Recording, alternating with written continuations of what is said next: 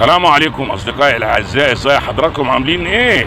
يا حلوه يا اموره يا عروسه يا جديده، اوعي تعملي عزومه لاهلك ولازم تكوني ذكيه ولازم يكون عندك مخ. لما تحب تعزمي اهلك واخواتك على غدا او على عشاء كنت لسه عروسه جديده علشان توريهم شطارتك وعشان تفرجيهم على شقتك، لازم تكوني ذكيه.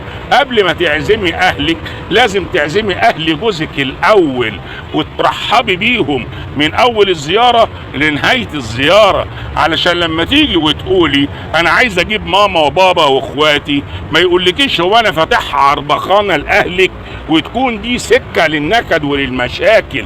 لازم يكون عندك من الذكاء ان انت تجيبوا اهله هو الاول، ولازم ترحبي بيهم مره واثنين وثلاثه.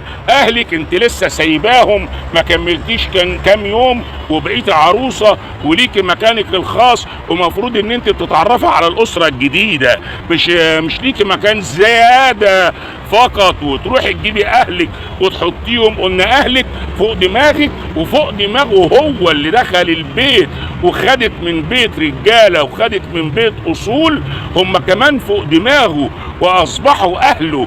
ولكن في امور ممكن تعدي علينا ما ناخدش بالنا منها وتكون سبب للخراب، واحنا عايزين العمار في اي حاجه في حياتك.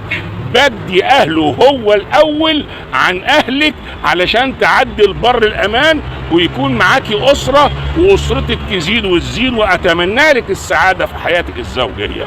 شكرا جزيلا لحضرتك، سلام عليكم.